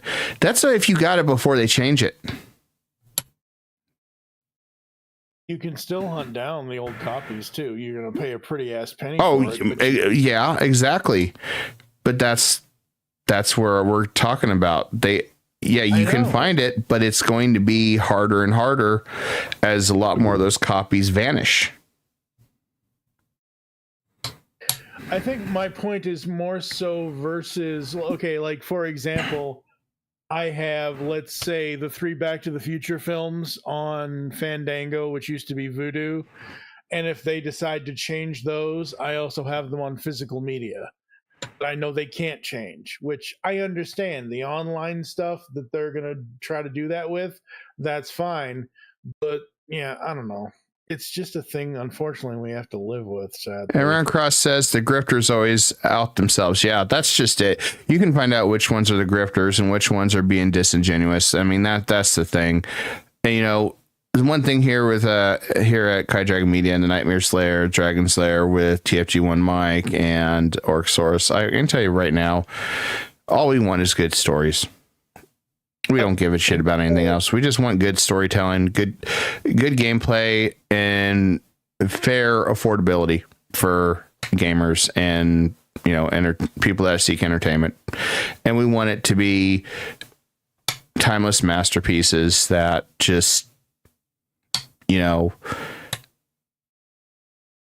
just tell a good story. And so Dedicrinch says, you want a good story. I know. And Dedicrinch says she's a bit unhinged firecracker. I get what she's doing, why she's doing it, but she's also feels the type of person to dog someone to hit her and she gets hit, then goes, oh my God, why did you hit me? Yeah, that's literally the slapstick mentality that you see right now on X. It's stupid. Well, it's been going on for a while now. And then Dedicrinch says, there's been sexy women in gaming since Nintendo. Metroid, Samus, undressing, hello. Yeah. And Recross said, I told you video games will be gray blob characters. Dedicrin says, I want the people who made The Boys to make a game. That game was the tits.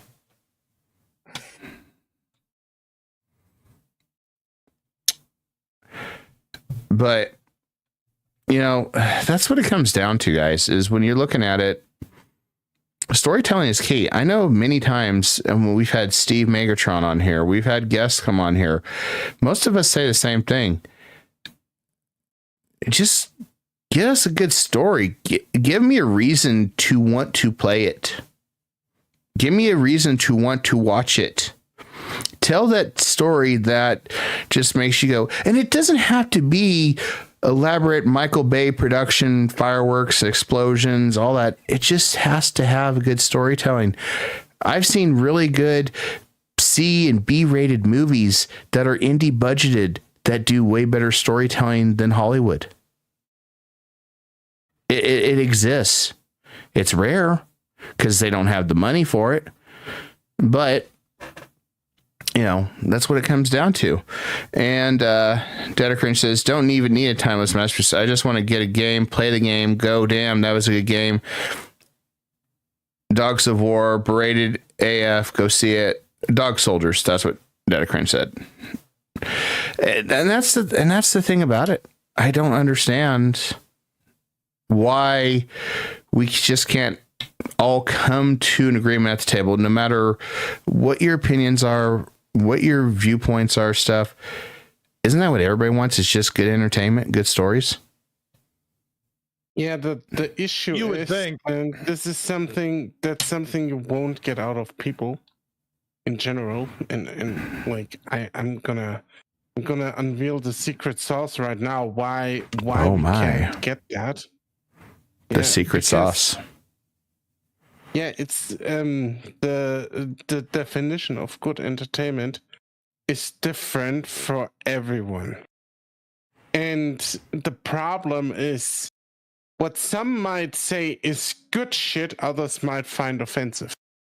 It's also a cultural thing in for the most part too.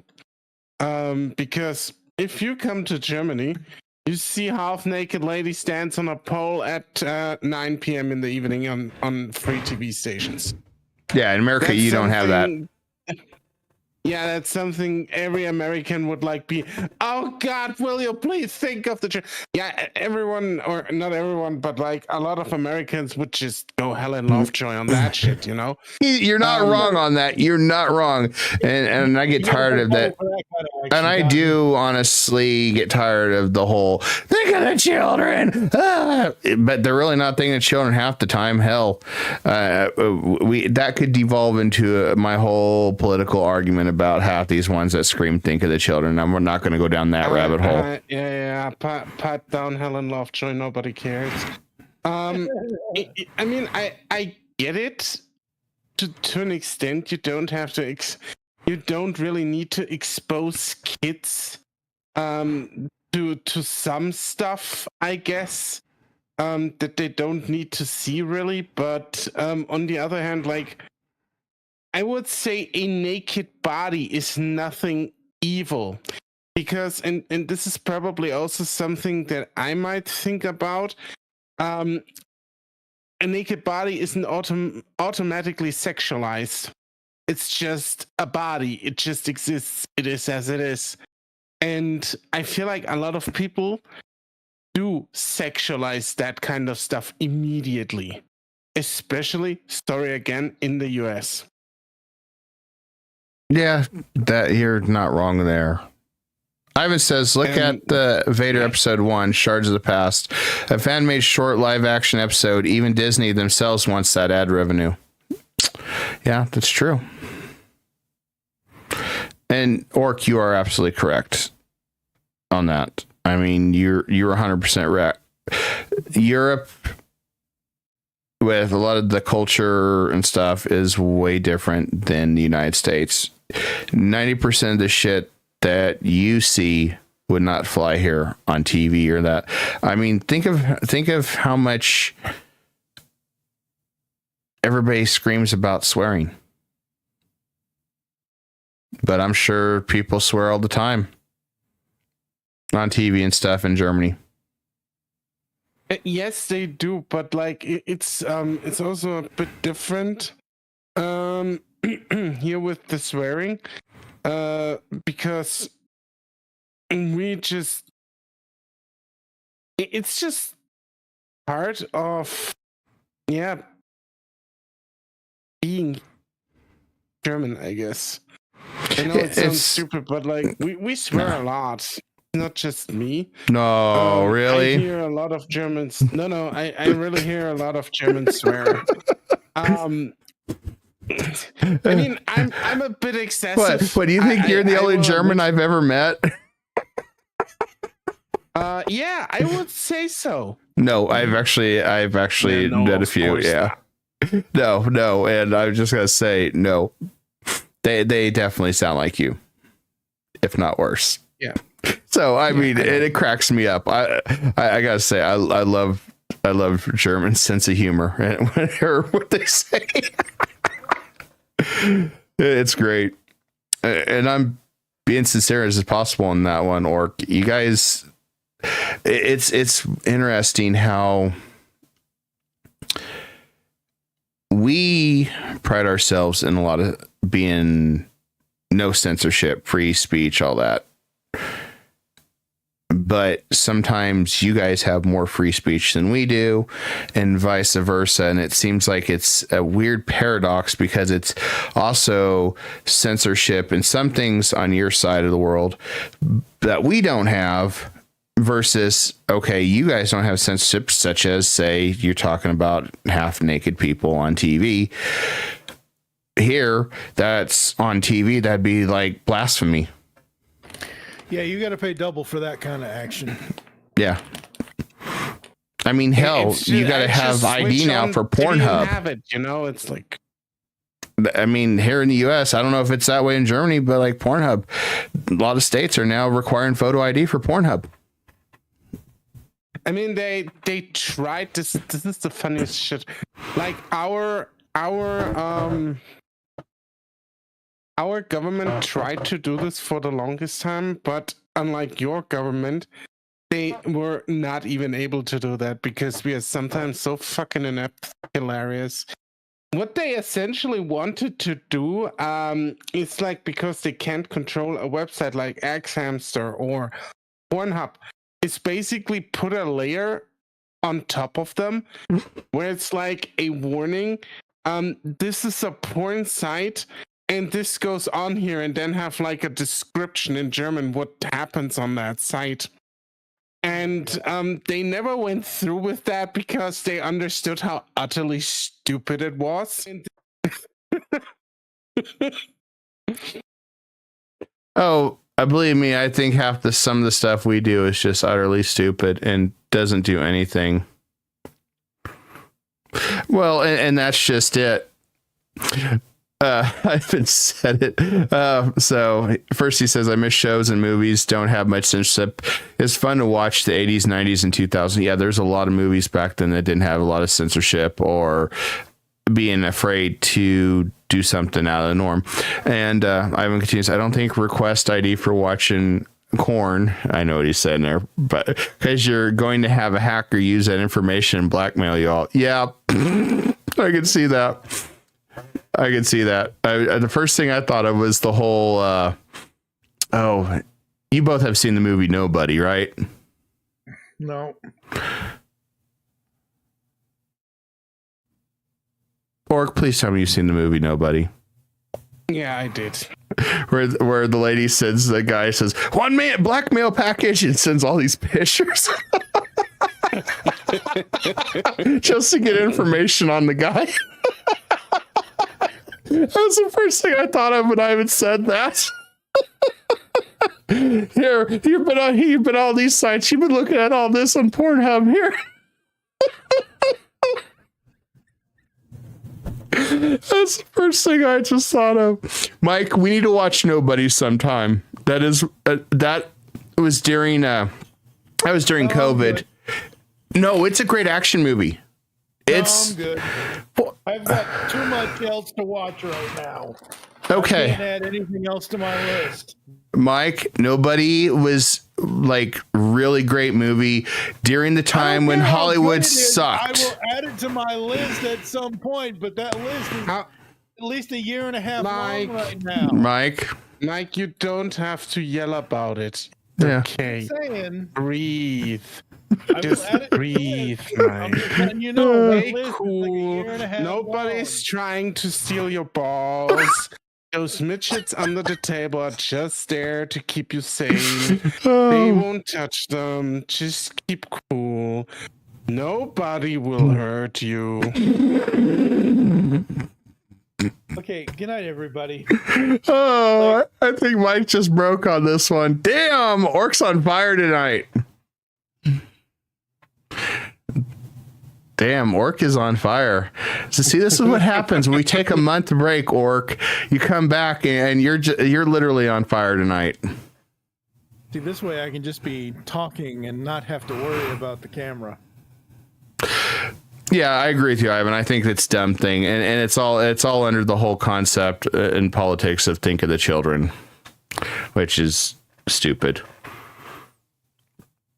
It reminds me of the 90s, really. Maybe even earlier than 90s, too. 80s, 70s. It was the 80s. No, it was the 80s. So the whole thing about think of the children and what would what parents, No, I meant I was getting ready to say Playboy. I don't remember when the big thing was, and the predecessors of Playboy. Oh, okay. Or Playgirl or whatever. People bought those magazines at any age, and think of how many times it's like kids are going to do that stuff. It's stupid. I mean, the whole thing of children. I remember how many teenage guys in the 80s and 90s, 17, 16-year-old, didn't get in their dad's stash of Playboys or whatever. I mean, come on now. I got in trouble when I got into my dad's stash of Playboys, but that's beside the point. But Mike, in that era we grew up in, Gen X, people did that shit. Oh, I know, but it wasn't like a big crisis to the point we got to pull all Playboy off the shelves, and they did try a couple times, all the time. I mean, it's just like I remember when they tried to ban Alice Cooper music in the 70s because they called it was like satanic and stuff. I remember when we did all that stuff, and it was all under the guise of think of the children. Yep. I remember that. Yep. It was crazy, and we're living that again today with the internet. Except it's all online now. Exactly. Well, here's the thing, and I'm not a parent, and that's fine. It is what it is. But at least I was raised with values of knowing what to do and what not to do, kind of thing. If parents would raise their children correctly, and I know kids are going to be kids, and kids are going to get into stuff. That's fine. Yeah. But don't have it be so easily accessible. Like, don't have your password be 1 2 3 4 5 6 7 8 9 10 11 12. Don't have your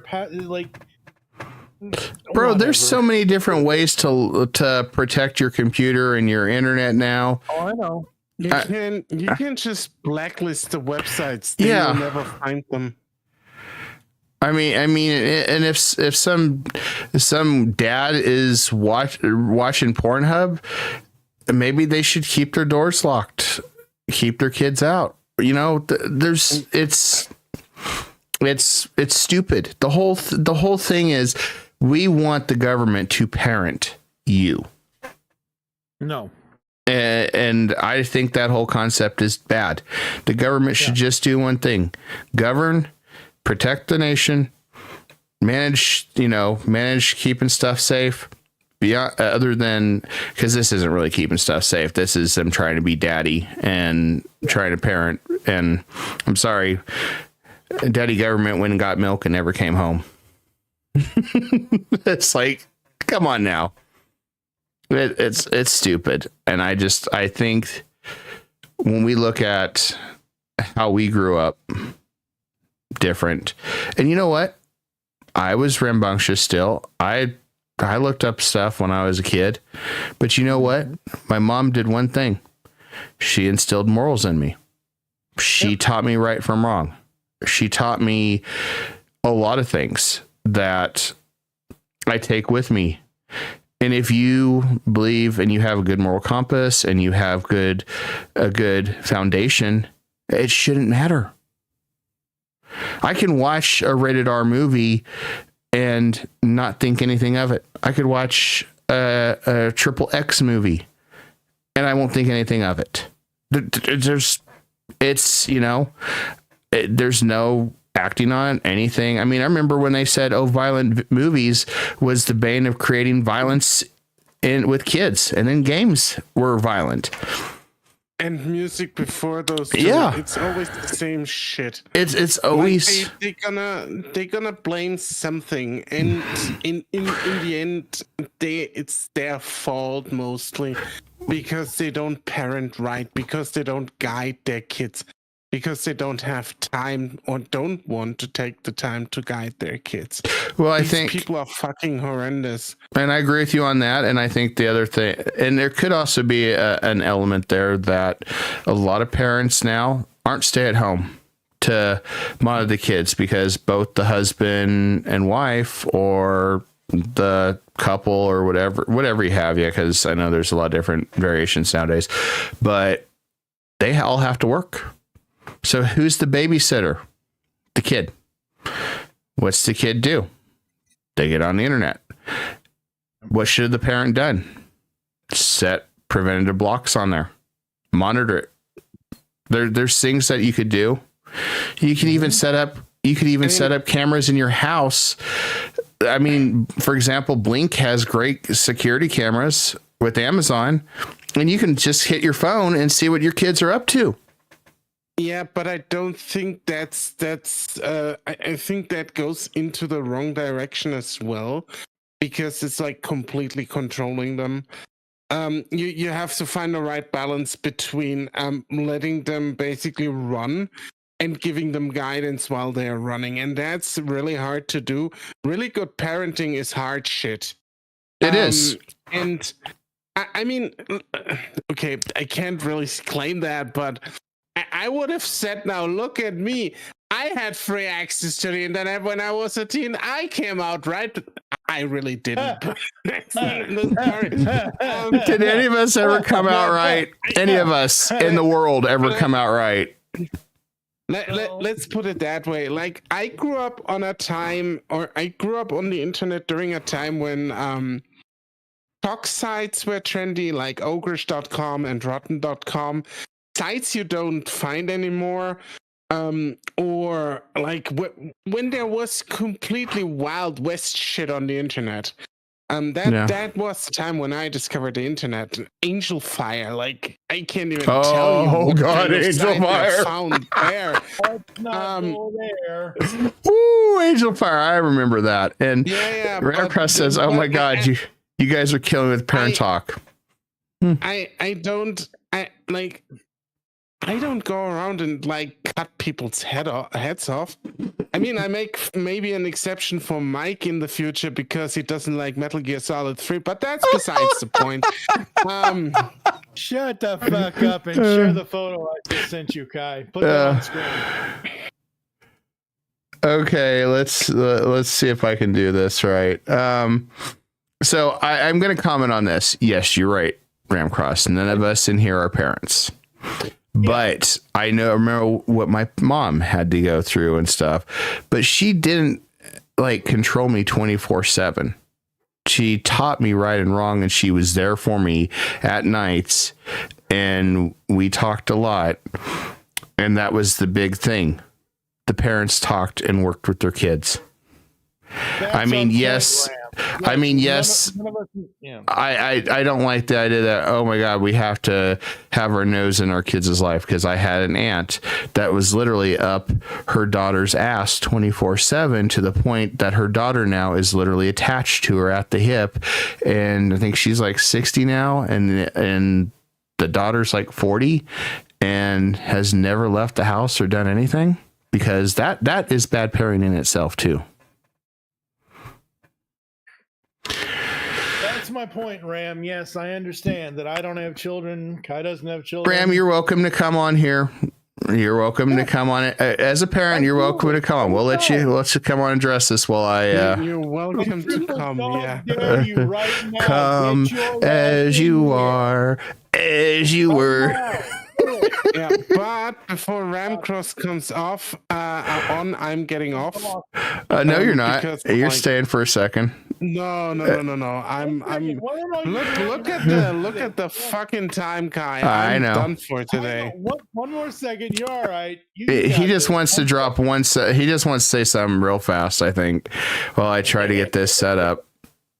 Because I need to figure out how to get this set up. Hold on. Here you go. Here comes Ram. with his parenting knowledge. Nope, that's not the right screen. Get that. There you go. There you go.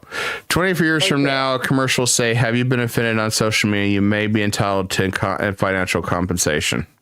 That's right. Infomercials 20 years from now. There we go. Okay, Yeah. Good night, Orc. Sleep well. All right. I'll let Ram come in and talk real fast because he wanted to talk about this before we Absolutely. before we in on that one. Whole point. Oh, wrong one. Hit the wrong one. That's a large dragon. Holy crap. Yeah. That's a large blue dragon. Yeah. I'm very blue. Yeah, it's very blue. There you go. All right. Let Ram come in here for 5 minutes and then we'll wrap the show up since he is a parrot. And I'm more than happy to have him come on the show. You guys hear me? Barely. Really? There we go. Yeah, now I can hear you. So, like, you guys aren't wrong in a sense, right? But, like, you're putting a lot on the parents because it's almost impossible to even helicopter your kids anymore anyways. And you got to remember that a lot of these government officials are just using it as talking points and stuff like that just so they can get votes and everything, in the sense that, like, even with my kids, like, they have to have phones and a computer really to go to school anymore. So that costs money on, and stuff like that. So it's actually kind of expensive. And it's like, you're talking about setting the computer up to where they can't go on the sites. Well, they have phones. Their friends have phones. Everybody has phones. So no matter what, they're going to see this stuff if they want to see it. Where you're talking about when we were kids, we had to literally go out, find a magazine, or your friend had to find a magazine. You had to meet up and trade the magazines and everything else. So it was a lot harder. Yeah, we still watched it, did all that stuff, but we turned out all right. So that's all you can do. Your kids are going to see it. If they want to see it, they're going to see it. It's on the internet. Everything's on the internet. So you guys are right, but, like, stop blaming the parents so much, in the sense that, like, even if you're like a helicopter parent, you're still not going to stop your kid from seeing this stuff. Everybody else just uses it as a talking point, and so they can be offended. And like you said, the children, my children, all that stuff. I mean, essentially that's what it is. The kids are going to see it no matter what. There's too much technology. Everybody has a cell phone. They're going to be able to go on the sites whenever they want. You can't really monitor them. So, I mean, it's just more easily accessible. Even when the internet came around for us, it took 10 minutes to load one picture.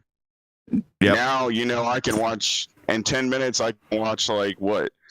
3-minute clips and everything else, you know what I mean? Mm-hmm. And we can watch full videos where it took forever to download a picture and everything else. So, I mean, you're never going to stop it. If they want to see it, they're going to see it. Your only hope, like you guys were kind of getting at, is raise your kid to be a good kid. Once they grow out of the phase, they'll be a normal human being. No, I think you're 100% right on that, Ram. I do. I agree with that. And a lot of it, and my whole concept with that is there is a lot of parents out there that would rather have the government parent and do that because they don't want to parent. And that's where I have that issue with, because you have to be a parent. And I get it's hard, especially if both parents have to work 2 jobs or you're a single parent. I get that. But the government should just stay out of it. Parenting, period. I mean, I wouldn't even go as far as they're working 2 jobs, and that's the reason. Most of the degenerates are rich. Yeah, that's a good point too. That's a very good point. I mean, they're buying $6,000 furry costumes, so I can't afford that. Yeah, that is true. That's everybody's essentially right, because do I want my kid to, like, look at porn and stuff when they're young? Because a lot of that too is you got to remember, kids are getting, and it is on the parents, but in a way, the kids kind of have to have phones in a way now, because a lot of their school stuff are on app. Like, my kids had to buy Apples because all their stuff is through Apple and stuff like that on their school. So we had to buy them an Apple phone just for the school so they can monitor their stuff and everything like that. So That's it's wild. like kids are getting stuff younger and everything like that. So I mean, it's just like no one's gonna win. You just raise your kid and instill morals into them, and hope that they turn out all right. That's all you can do. All the grandstanding and stuff. Do I agree with the parents that don't want their kids to see this stuff? But you're never going to be able to stop it. It's a never-ending battle, and of course, the government's going to like a never-ending battle because it's always there on the plate the whole time. It never goes away. No one can win, so they can use it. Essentially, it's a win for them. This is the difference between you and these perpetually offended parents. You do have a better understanding of how shit works than they do. And this is already enough, I've been saying earlier, set your router up and whatnot.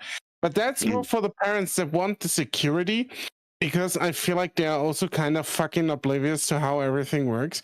And they will find it through their friends if they want to, right? I got my violent video games through friends that my mother never wanted to play me, I got that shit through friends. Didn't you get some of those violent games through your grandma too? Wasn't that or was that Mike? Through her too. Yeah. But like I got my start somewhere, Yeah. And the first thing was friends. We started trading relatively early floppy disks on the school ground, and that's how I got Doom. And then it spiraled from there, essentially. I agree. And the thing is, I'm more offended by parents that are perpetually offended at everything, because they make it shit for everyone else because they can't control their brats. You're not that kind of parent because, as I said, you're not oblivious to how shit works. You say, okay, look, all I can do is I can do my best to raise my kid. And a lot more people should do the same or at least have the same mindset as you do. And that's like, again, a completely different case than what I was talking about. I know. I'm just like, sometimes you should just say that, right? That this is for the morons. Because I know, like, a lot of the times if the shoe fits, but like, if you're talking to a wide audience, be like, just kind of, because some parents like get butthurt. Sometimes that's why I can't like talk about it. But it's like, because nobody wants to hear that they're a bad parent, right? So I'm just the only bad parent's the government. Yeah, for real. But yeah, so I agree with you on most of the points. I just want to like, just sometimes like when you say like you're bad parenting, I'm just like, I understand what you're saying because it's annoying when people, are grandstanding and stuff like that. Like you're never going to be able to stop it. And I like, that's what you guys are pushing and that's good. I like that.